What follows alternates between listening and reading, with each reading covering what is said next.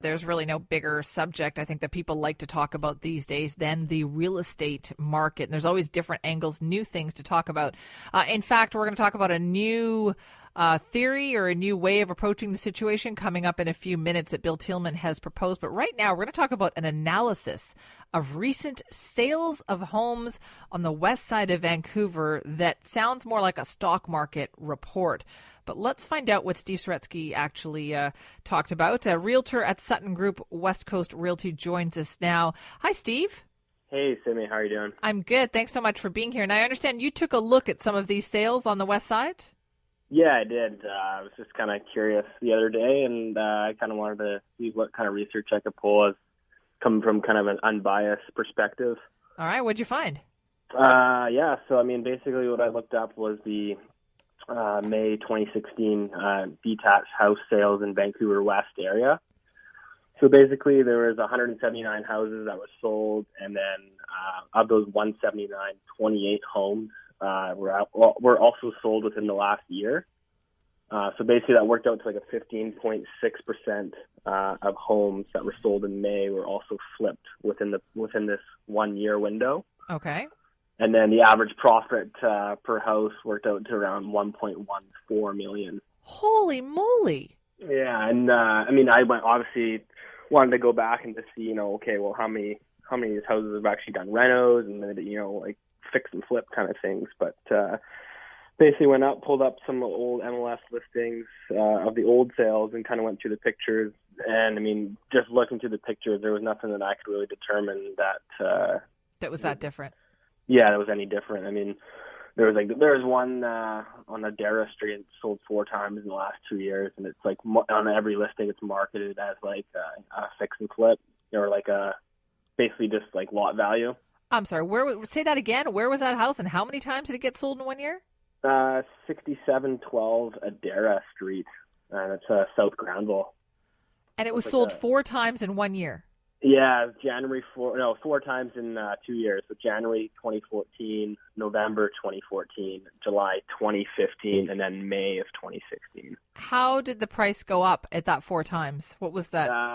So January 2014, it started off, it sold for $5,088,000, and then went to 5.45.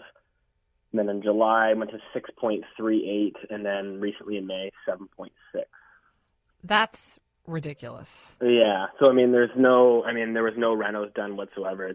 It's a tear down. It's lot value. It's like a 12,000 square foot lot. Okay. What does that say to you, Steve, about the state of the real estate market? As a real estate agent, somebody who's in the business, what does that tell you? There's a lot of speculation going on, right? And I think it's not only just like your savvy investors. I think a lot of just like your average, people that might not know a lot about investing are getting involved because, if you follow the trends, basically prices have been going up like every month. So, if you're buying something and holding it for even, 3, 4, 5 months, like you're going to make some decent coin. So it was, if you're willing to take on that risk, then there's certainly some profits to be made. Steve, what I find really interesting about this is that you just were curious, right? And so you just looked up the information and found it about the speculation that's going on. 15% of the homes sold in the last, couple of years, you said, in the month of May had been sold. You got the stats on that, right? Yeah, so it's 15%, and then within the homes that were sold within the year. So basically dating back to May of 2015. Right, so you were able to easily kind of look up what might be speculation, what might be people flipping homes, that kind of thing. Why is it so difficult for authorities to say then, well, there's no numbers, we can't figure out what's going on?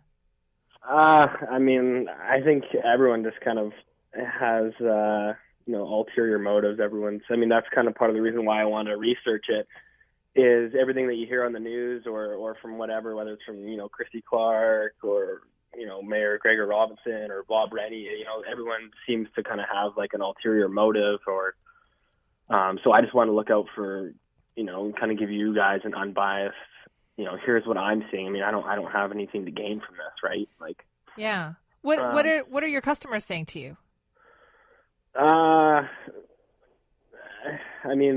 just like scared, right? A lot of people, and I think that's also playing into part of the problem is everyone's kind of scared, and that's why we're seeing so much demand. Is everybody just wants to get in before they feel like it's too late.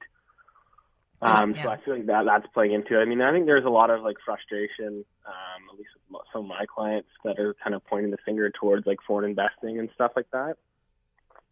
So I mean, yeah, I can get, pretty negative. I don't think it's entirely foreign investing. I think it's certainly one of the pillars.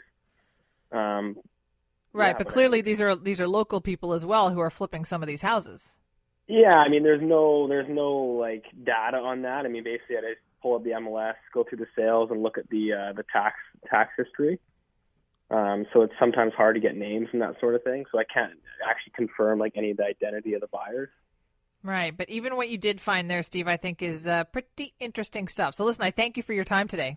Yeah, no, my pleasure. Thanks for having me on. That is Steve Saretsky, a realtor at Sutton Group West Coast Realty. Just out of curiosity, he decided to take a look at the sales on the west side of Vancouver for the month of May of this year. So May 2016, he found that 179 houses had been sold on the west side of Vancouver.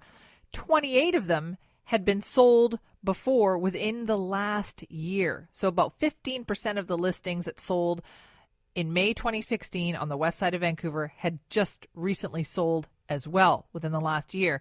The average profit of those homes, $1.14 million. And he said he found a house in one particular neighborhood on one particular street that had sold 4 times in 2 years, starting out at a price of $5 million 2 years ago and selling again just recently for $7.6 million.